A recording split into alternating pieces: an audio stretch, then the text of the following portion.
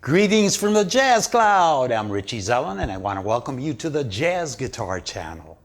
Today I'm back with another episode of Stolen Licks. Well, I'd rather call them transcribed phrases.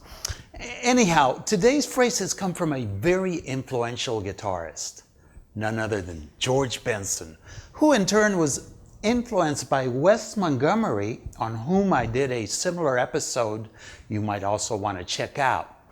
And today's licks are all from the same album called Tenderly, as well as from the same tune, the classic Stella by Starlight. And when I did this transcription, I wanted to explore how Benson thinks when improvising over Stella. And that is what I am going to reveal next. Not only by teaching you the licks, but by showing you what makes these lines sound so great in order for you to gain some insight to use them as models when creating your own. So let's get started. This first phrase is over a 4-measure 2-5-1 in C major. 1, 2, 3, 4.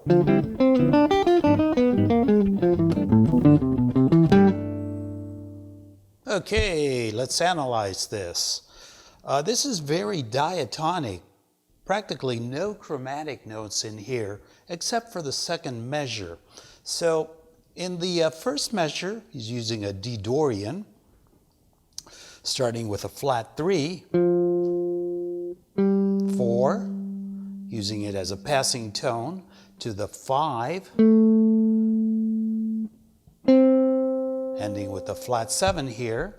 And for the second half of the measure, he anticipates the G7 that is coming up in the next measure. Clearly,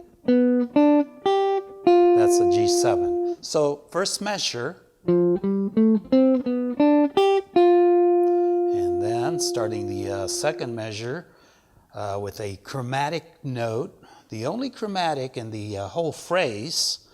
And now he's using a G-altered scale here, the Superlocrian, and he's approaching the flatted 13.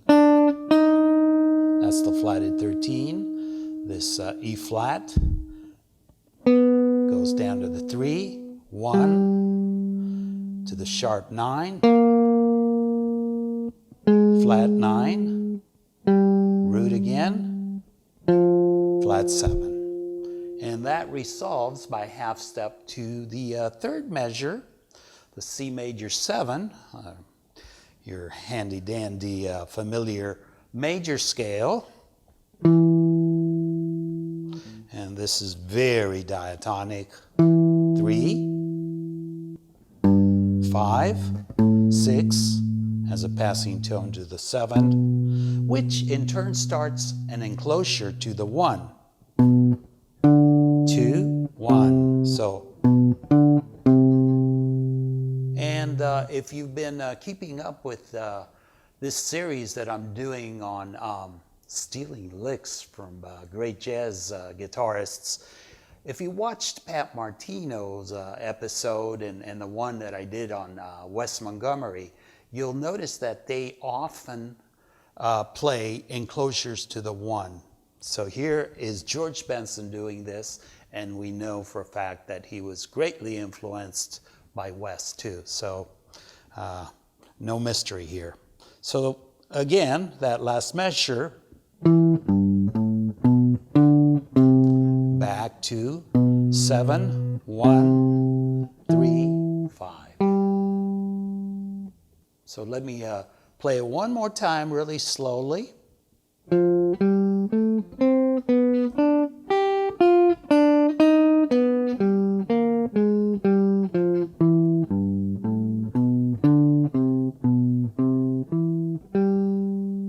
And of course, you don't have to stick to this fingering. You can work it out however you like. That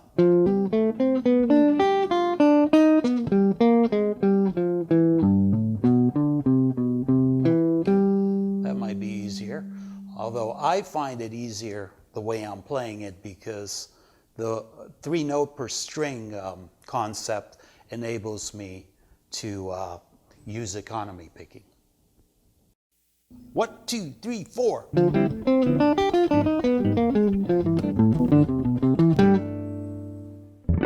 If you are having a hard time understanding the analysis of these phrases, either because you don't understand the theory and terminology I'm using, let me just add that I have a couple of comprehensive online courses where I explain all of this stuff step by step, as well as its practical application in many carefully structured exercises. It's called the Bebop Guitar Improv Series. And you will find a link in the info section down below if you're interested in checking it out. And this second phrase is over the 4-measure 5/7 altered to 1 minor progression that takes place during the second half of the tune. 3, 4, 1.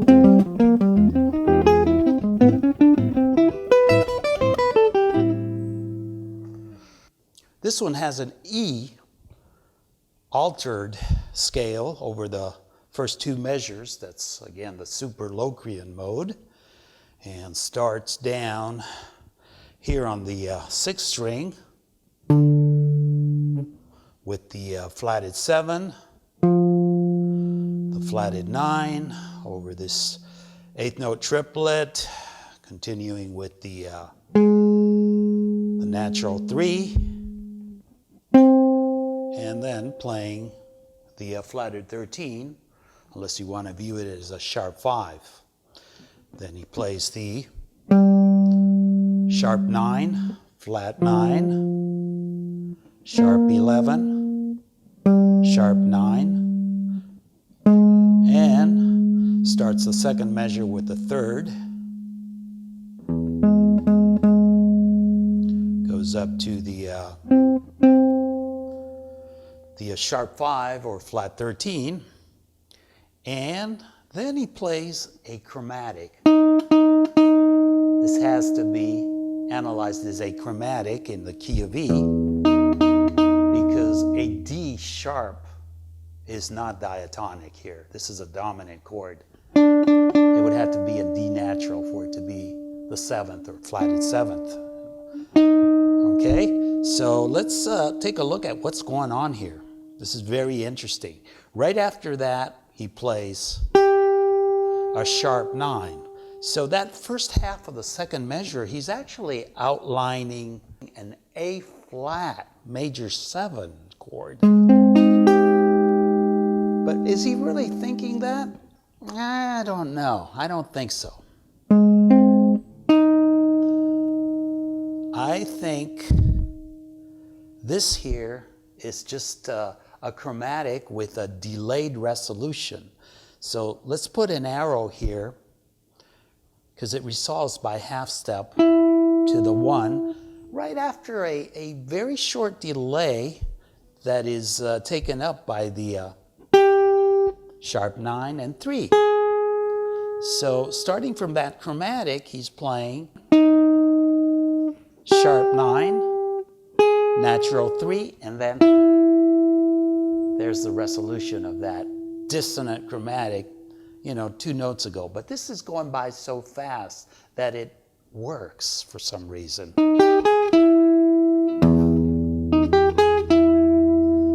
And the altered scale is very dissonant to begin with, so it just works. It's not a conventional concept, but there you have it. So that first half, we can look at it as an A flat major 7th.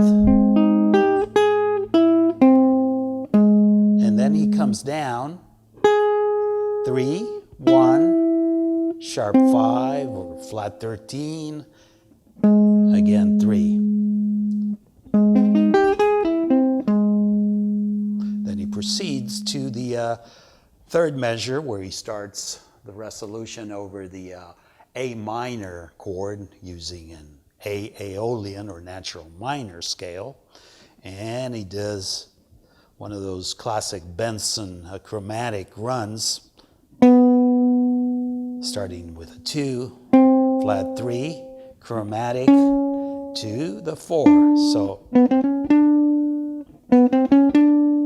back to 2, flat 3, 5, flat 7, 9. He's outlining a minor 7/9 chord.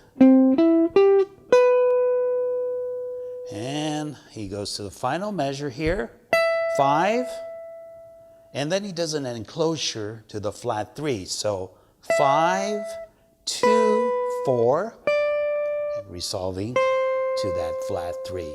So here's the enclosure. Back down, using this 2 as a passing tone to the 1, flat 7, ending on the 5. So let me play this whole phrase really slowly. 3, 4, 1.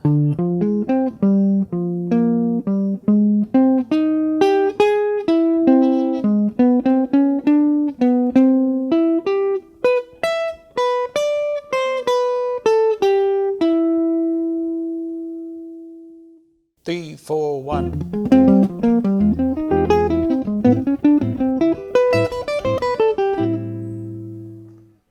Hope you are enjoying this lesson, and if this is your first time, please consider subscribing, and don't forget to click on the bell icon so you won't miss any of my upcoming lessons. And before examining the third phrase, I want you to know that all of these phrases are available absolutely free in a PDF book I wrote called 20th Century Jazz Guitar. And it's available for download from my website, jazzguitarrichiezellen.com, by just subscribing to my free newsletter. It includes several more phrases by George Benson and a bunch of other transcriptions from all the most influential jazz guitarists of the 20th century. So for those of you interested, you will find a link in the info section down below. And now for the final phrase. Here's a 4-measure 2-5-1-4 phrase in C major. 1, 2, 3, 4.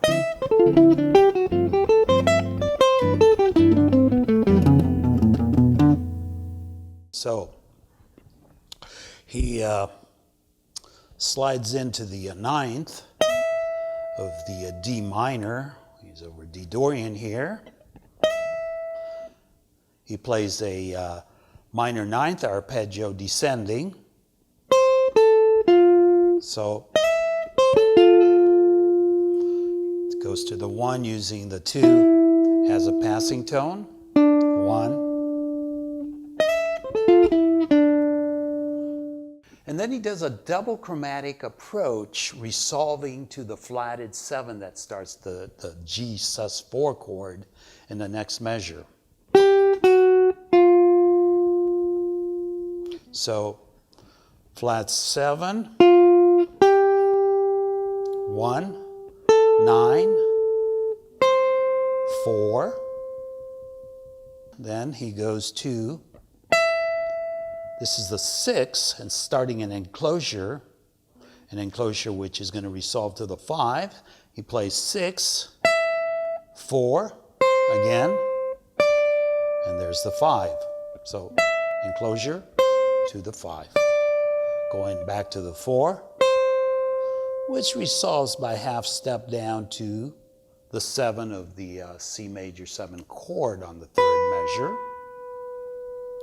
So let me play that 2nd measure, the G sus4. G sus4, wow. That sounds like a very, very religious chord. God, that one's going to get me in trouble, I know.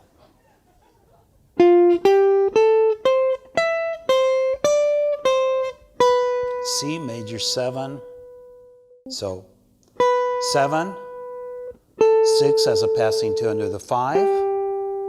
3, 2 as a passing tone to the 1, 7, 6, or 13, because it just doesn't resolve anywhere else, and it goes immediately to the 9 of the 4 chord, which is the F7.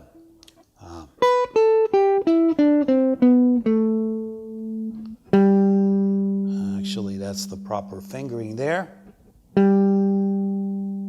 That's the 9 of the F. And then he does a double chromatic approach again to the flat 5 of that F.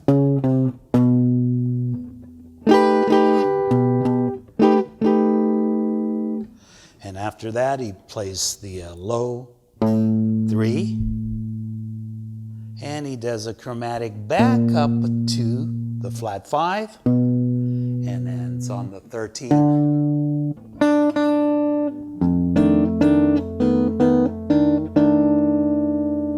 So let me play that slowly, the whole phrase.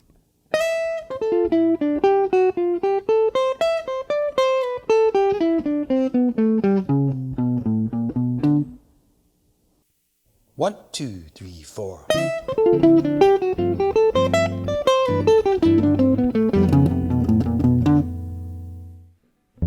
Well, I truly hope you found these 3 phrases as inspiring as I did.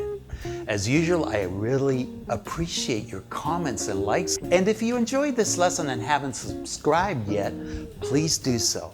Thanks for watching. Peace be with you. Lehitrayot.